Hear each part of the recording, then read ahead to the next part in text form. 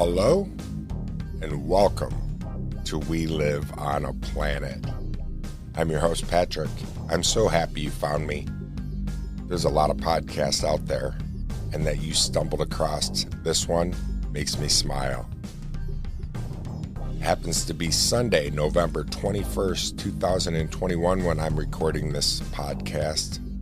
This is episode 524 of We Live on a Planet. We're titling this one, A Hug. Yeah, everybody needs a hug. 41 degrees Fahrenheit in the fine city of Oswego. Feels like 37. Highs are going to be about 49 degrees Fahrenheit. Winds are out of the north, 6 miles per hour. Got that out of the way, one in for the archives. Little music we're listening to right now is Garage Band beat that I made a while back, a creation. It's fun to create. Garage Band, though, there's a big learning curve in that's for sure. All right, my friends, stick around. The show's about to begin with all the stuff and things that we normally dive into, all the familiar things that you know and love about We Live on a Planet are coming up next. So stick around, get yourself a beverage of choice, relax, sit back, and enjoy. We'll be right back.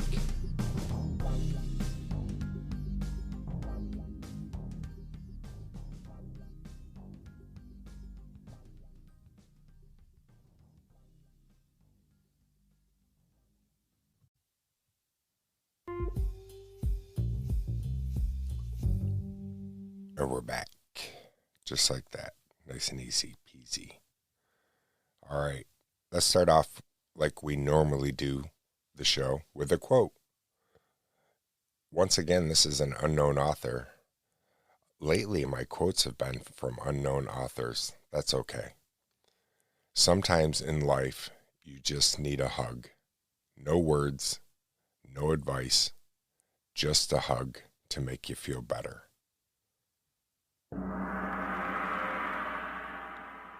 Sometimes in life you just need a hug. No words, no advice, just a hug to make you feel better. And that's true, isn't it? Studies show that if you hug for over 20 seconds, a bond is formed of trust. 20 seconds doesn't seem like a long time, but next time you're with your loved one, your significant other, give them a hug and hug them for at least 20 seconds. You'll feel the difference. All right, that's it. We'll put that away for the side. Go Bills. Today is game day. Yes. Go Buffalo Bills.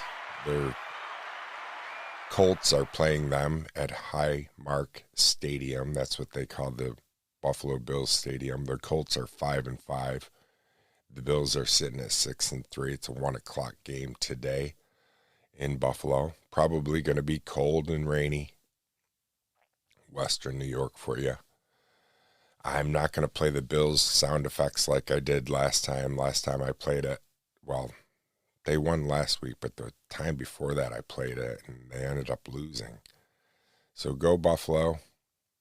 I'm happy too that the borders to Canada are open so our friends to the north can come visit Highmark Stadium and show the Buffalo Bills some love.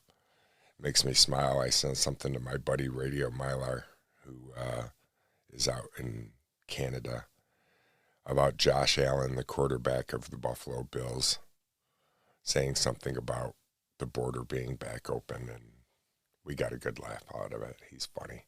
Radio Mylar is one of my buddies out in Canada, just very supportive of the show. Speaking of support, thank you, Michael Ryan, for supporting the show for the whole year.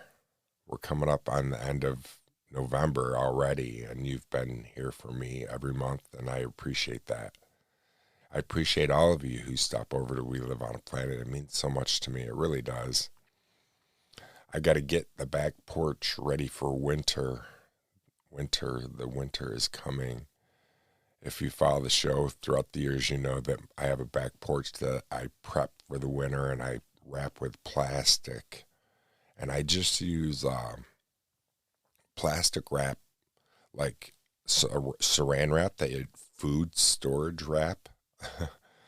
And I found out going to the dollar store and getting the plastic wrap like that, I wrap this certain portion of my porch and it keeps the snow off.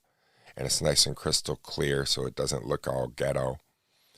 Fabulous. And yeah,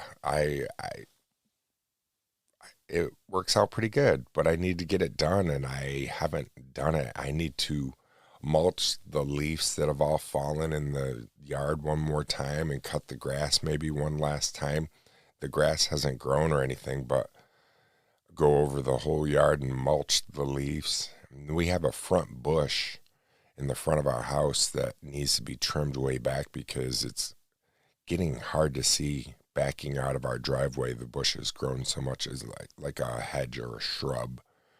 And I trim it with hedge trimmers during the season, but I haven't really cut it back in years. Never, actually. I've never cut it back. I just trim the hairs, the flyaways. And speaking of hairs, I got my hairs cut the other day at the Good Guys Barbershop right here in Oswego, New York, and man, they do a good job. I got my hair cut by Keith, the owner, actually. There's two owners of the Good Guys Barbershop. They're co-owners. They have one in Oswego, New York, and one in Fulton, New York now, which is only about 15-minute drive from here, Fulton. And it is a traditional Good Guy Barbershop. It's fun. It's nice. I would never walk into like a cutting crew or one of those cookie cutter hair cutting places ever again. Barbershops are back. Maybe they never left your area, but they did here for a while, and they're back. And the Good Guys Barbershop is awesome here in Oswego. All right, stick around. We'll ramble a little bit more when we come back. I talk about getting my hair cut and talking how Keith, the owner, was the one that cut my hair. He asked me as soon as I got there, how's the podcast going? I go, still going.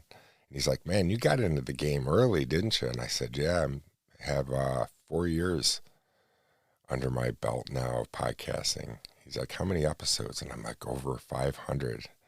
He's like, holy cow. He goes, who do you listen to? And I was like,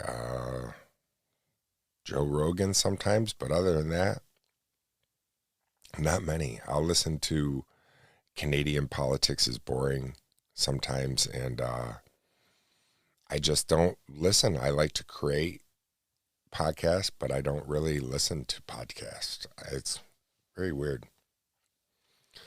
What else was I going to talk to you about? Oh, my niece is in town. One of my nieces, she lives in Texas, and it's so nice to have her in town. I haven't got to see her yet, but it's a nice surprise to have her in town, and I bet she really surprised my sister-in-law a lot.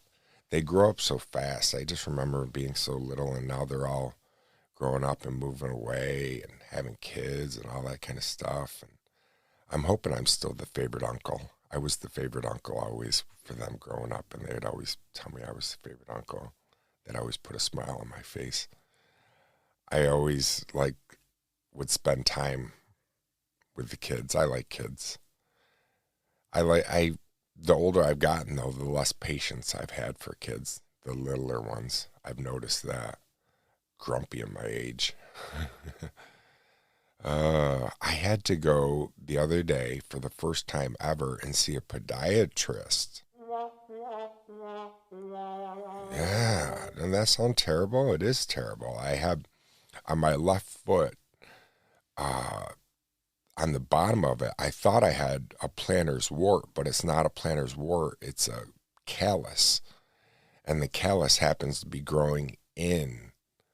And so the doctor's treating it the same as if it was a plantar's wart by putting on a bunch of acid, and he wrapped it and all that kind of stuff. And then I got to go back in 2 weeks, and he's got to go clean it all up and stuff. And it's very painful. It puts a lot of pressure on my foot. And I was trying to self-treat it when I first started noticing it with like the Dr. Scholl's medicated pads for plantar's wart. And like I said, he ended up telling me, he's like, it's not a plantar's wart. There's certain pressure points on your foot. And he goes, there's follicles in your feet, just like your hair follicles, and they can get impacted. And so what's happened is this callus is growing inside instead of growing on the outside of my foot. The callus is growing on the inside. And oh gosh, it's painful. But yeah, so I had to go see a podiatrist, and yeah, another bill to the doctors. If you follow the show, you know how I see a doctor and I see a therapist, and I keep getting overcharged at my mental health visits, and I'm not happy about it. I'll pay right at the time of my visit, my copay, and then a month later, I'll get a bill in the mail for my copay. And so then I have to go through the whole process of proving that I paid it. It causes me anxiety, causes me stress. I don't, So I was talking to billing the other day, and they told me, they said, from now on, when you have your appointments, don't pay your copay. Just tell them to bill you, and then the bill will come to you in the mail, and you can pay it that way, because for some reason, whatever they're doing, she goes, I don't know what they're doing, because you've got $80 credit over here, one hasn't posted over here, and it's just all discombobulated, and it's something I don't need. So I get enough. Always, it seems to, whenever something like that hits me, like when I got that in the mail, it was like the end of the world. And it's not. I'll be able to take care of it. But when I get it, I'm like, my heart starts racing. I start getting sweaty palms. I'm like, all worst doom and gloom, worst case scenario starts coming into play for me. Ugh. All right, stick around. When we come back, we'll ramble a little bit more. Welcome back, welcome back, welcome back. Welcome back, welcome back, welcome back. It's always nice that you come back. Maybe don't go anywhere. I don't know. I still have yet to see Spider-Man 2. I have to see it because Part 3 is coming out, and I want to see Part 3 really bad. I'm definitely looking forward to the new Batman. I think that I never saw any of the Twilight series, but from the trailers I'm seeing, it looks like Robert Pattinson is doing Batman justice. So that's good. I'm a Batman fan. My nickname in college happened to be Batman. In 1989, the Batman movie came out, and it was a hit. And I had a lot of Batman paraphernalia, T-shirts, other things like that, and I ended up getting that nickname, the Batman. It's funny, I'm using my new Rodecaster Pro. I've been using a Rodecaster Pro now for a while, and the Rodecaster Pro that I was using was faulty, and they sent me a new one. And right now the heat came on, and before, when I would talk to you, I could hear it through my headphones, and I thought that you could hear it and all that, and right now it's on, and I don't hear it through my headphones. I can hear it in the distance out of my headphones, but I don't hear it coming through to you. So yeah, it shows that there was a problem with my Rodecaster. I'm glad that they got that fixed. So no, yes, hooray. Seems like I would know these Rodecaster buttons by now, what button does what, but I get confused easy. Oh, my wife, she made a nice creation the other night, a recipe she found on TikTok. You can find everything on TikTok nowadays. I think it's funny, when TikTok first came out, it was just for kids, and our generation, the older people, it's still kids are using it, but older people are using it now. And she made this creation where you take cauliflower fresh cauliflower and blanch it very quickly. Take it out, and then you make a mayo and cheese mixture. Slather that mayo and cheese mixture. Season up the cauliflower with some salt and pepper and garlic powder and onion powder. That mayo and cheese mixture, and then bake it in the oven, and it gets all bubbly and golden brown and cheesy, and oh, it was so good. It was yummy. It would be really good with broccoli, I think, too. I'm a broccoli fan, and I think it would taste good with broccoli. And we had it with some pulled pork on the side. I love pork. Pork is probably my favorite. It's so versatile. I was talking earlier about the Good Guys Barber Shop, and Keith and I were talked about so many things. You talk about so many things when you're sitting in the barber chair. But we were talking about the prices of food and the prices of everything. And for some reason, we brought up pork. And I was like, that's my favorite. And he's like, oh, mine too. I go, because it's so different. A ham steak tastes different than a pork chop. Where beef tastes like beef, chicken tastes like chicken, fish tastes like fish. But pork can be so many different things. Growing up, I grew up out in the country, and we raised pig before, 1 or 2 pigs. Well, 1 for sure, but I think 2 we had at one time, and raised them for slaughter and everything. And I remember feeding them, and my mom and dad being like, whatever you do, don't name it and don't get attached to it. And of course we did. It's hard not to. Pigs are really smart, cute animals. But I like meat. What can I say? I'm a carnivore. Part of my survival is eating. Part of your survival, I'm sure, is eating too. What are we going to do next? How about we learn something instead of me just rambling? We'll be right back. We'll head on either over to the History Channel's website or the fact site.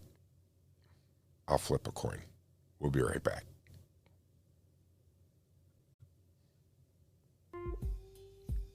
And we are back. So I did say that I've noticed that you can't hear the heat. But one thing I think that I'm noticing a little bit is my noise gate. There's this Rodecaster Pro does so much, and there's a noise gate on there. And so if there's background noise such as a heater, air conditioning going or anything like that. And so every once in a while when I'm talking, I'm not sure if the noise gate is coming on and off a little bit. So hopefully I'm sounding okay to you right now. All right, we are over at the History Channel's website. I like learning something, and I think that we should learn something new every day. You should try to, at least. And on this day, 24 high-ranking Nazis go on trial in Nuremberg, Germany. The Nuremberg trial begins November 20th, 1945. Oh, wait a minute. Today's the 21st. That was the 20th. So actually, we do know that yesterday, the 20th, the Nuremberg trial started. Let's get on the right day, because it is the 21st. 1980. Millions tune in to find out who shot JR. If you have no idea what I'm talking about, then you're not old enough. But on November 21st, 1980, 350 million people around the world tuned into the television's popular primetime drama Dallas to find out who shot J.R. Ewing, the character's fan loved to hate. Yeah, who shot J.R.? And it was like, that's all everybody talked about. Larry Hagman played him.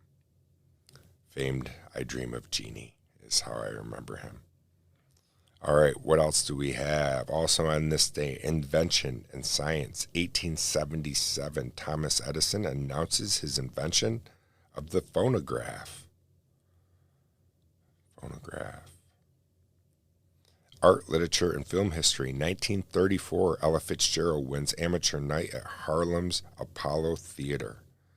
Wow, way back in 1934, Ella Fitzgerald. What a voice. France, 1783, men fly over Paris in a hot air balloon, flying 5.5 miles over Paris in about 25 minutes. Their cloth balloon was crafted by French paper making brothers Jacques. Oh boy, here we go. Where am I? Jacques Entine and Joseph Michael Montgolfier, inventors of the world's first successful hot air balloons. I'm sorry to my French friends and my French listeners and everything like that, because I just butchered that French name. And I'm getting all kinds of advertisements popping up now. Okay, let's back out. Here's the next one for this day in history. U.S. presidents, 1864. President Lincoln allegedly writes to mother of Civil War casualties. He composes a letter to Lindy Bixby, a widow and mother of 5 men who had been killed in the Civil War. Art, literature, and film history. 1976, Rocky opens in theaters. Wow, 1976. Natural disaster and environment. 1916, Britannica, the sister ship of the Titanic, sinks in the Aegean Sea.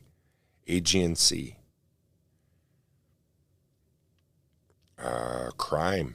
1986, Iran-Contra scandal begins with shredded documents. We talked about that last couple shows ago about Oliver North and other people that were involved in that. And the last one, in American Revolution, 1776, George Washington orders General Lee to New Jersey. And that is it for this day in history. We got a little wrinkle in our brain, I think.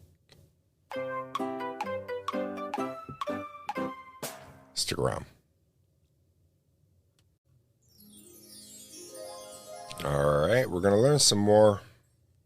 We're getting an exercise for our brain. That's one of the reasons why you come over here, too, is to not only hear the soothing sounds of We Live on a Planet, you like to learn. Okay, the fact site. What is a beaver moon? The beaver moon. The full moon of November is commonly referred to as the beaver moon. Ancient moon names come from cultural traditions and often reflect seasonal occurrences in nature. We've talked about names of moons plenty here at We Live on a Planet. Traditionally, naming moons would have been a way to help keep track of time, helping to plan the year. So what is a beaver moon? The beaver moon is the name for the full moon in November. The name is commonly used in the northern hemisphere and relates to seasonal occurrences with beavers. Beavers inhabit many countries in the northern hemisphere, and November is a critical time for both beavers and humans. So why call it a beaver moon? The beaver moon obtained its name for 2 main reasons. In North America, it was referred to as the beaver moon as it was the time of year where beavers started to hibernate. Beavers have their stock of food ready for the winter, and they begin to take shelter. The other reason is for their fur. Humans would lay traps to catch the beavers, as this time of the year they are fully grown. This meant that more fur could be taken from the beaver if caught compared to any other time of year. Well, who first called it a beaver moon? The lunar cycle was first used as an ancient way of keeping track of the time of year. The lunar calendar allowed humans to keep track of time and season. As a result, the moon names often came from relevant seasonal events in nature. The North American tribes and colonial Americans referred to the moon as the beaver moon. This was concerning survival, as it was necessary to catch the beavers for fur and meat. Beavers were one of the last animals caught before winter for both food and fur resources. November is the last month to do so, and beavers begin to hibernate for the winter at this time. The moon signaled the last opportunity to catch beavers before the winter was in full swing. The Algonquin tribes would set traps to ensure they could catch enough beavers to survive the winter. During the time of the fur trade, this was an essential month for colonial Americans too. Is it always called a beaver's moon? The beaver's moon? The beaver moon name is not the only name given to November's full moon. Across the northern hemisphere, it is also known as the frost moon or freezing moon. Naturally, this name came from the change in the seasons. It marked the beginning of winter. The frost comes and everything slowly begins to freeze. Yeah, the beaver moon. Isn't that neat? I like learning. We just learned a little something about that, and that was from the fact site. Another wrinkle on our brain. Stick around, we'll be right back.